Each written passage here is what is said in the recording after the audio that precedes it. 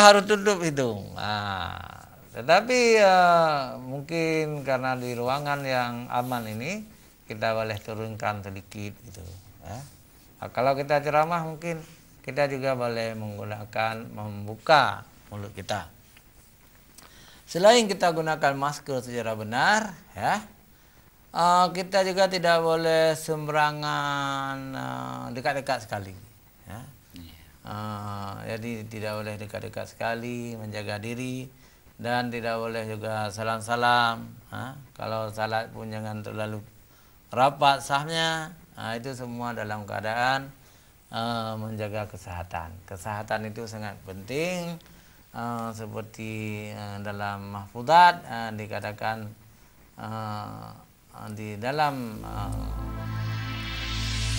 tubuh yang sehat terdapat pikiran yang waras. Ya. Jadi kesehatan itu penting. Dengan kita sehat, kita enak beribadah, enak berdiri salat, enak ruku, enak sujud. Coba kalau kita sakit. Kalau kita sakit, kita tidak bisa salat sempurna. Akhirnya kita memilih salat sambil duduk di atas kursi atau salat sambil terbaring. Semua itu memang wajib, ya. Tidak boleh kita tinggalkan salat. Tetapi pahalanya tidak sama. Tidak sama pahala orang yang sempurna berdiri betul dengan orang yang duduk di atas kursi. Maka kesehatan itu penting. Ya, kesehatan itu penting.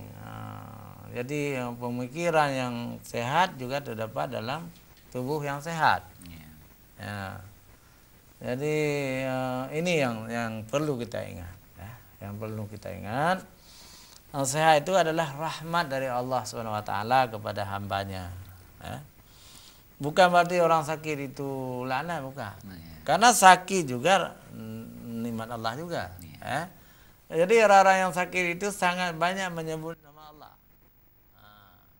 Jadi dapat pahala dia. Tapi kalau kita dalam keadaan sakit, ya, dalam keadaan sakit banyak sekali penyesalan, marah-marah, kita menganggap Allah tidak adil, jadi sakit itu bisa membawa kepada syirik, bisa membawa kepada dosa. Jadi orang-orang yang sakit itu disuruh oleh Allah sabar. Innallaha ma'as sabirin. Sesungguhnya Allah bersama orang-orang yang sabar. Sabar bukan berarti pasif, tetapi sabar adalah efektif. Sabar adalah edukatif. Artinya ketika kita sakit, kita terus berobat sama dokter atau tabib, ya. Orang-orang yang ahli bidangnya. Jadi kenapa kita harus berobat supaya kita sembuh? Karena setiap sakit itu ada obatnya. Kullu dawain dawaul. Setiap sakit itu ada obatnya. Kalaupun misalnya COVID belum ada obat, banyak yang meninggal, itu sedang dicari obatnya. Tetapi ada yang mengatakan memang sudah ada obatnya. Jadi semuanya itu lebih indah kalau kita tidak pernah sakit. Bagaimana kita berusaha sendiri, kita menjaga kesehatan. Ada beberapa kiat yang nanti akan kita ceritakan.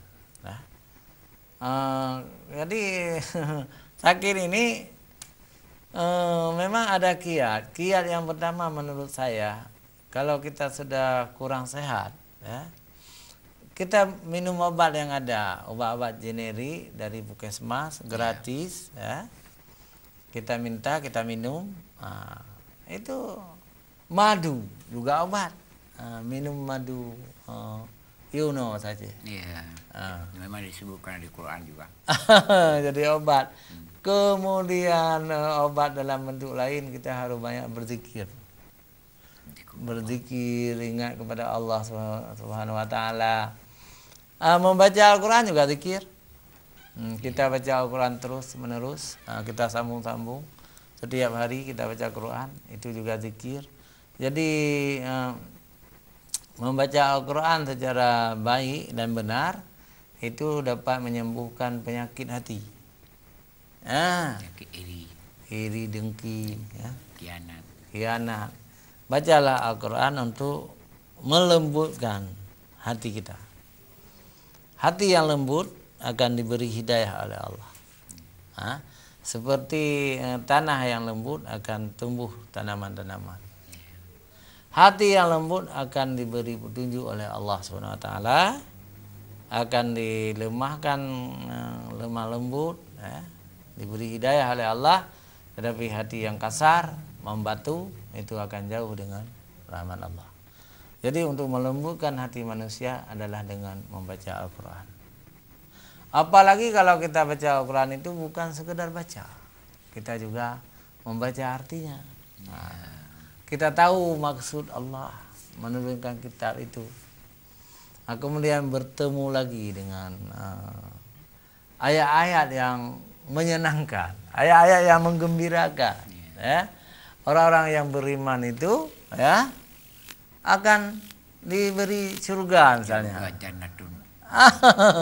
Jadi orang-orang yang tidak beriman akan diberi azab neraka. Jadi kita akan sangat senang kalau kita baca Al-Quran.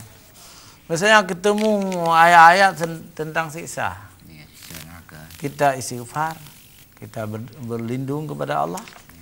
Tetapi kalau bertemu ayat-ayat tentang nikmat Allah, kita tumbuh kesenangan dalam jiwa kita.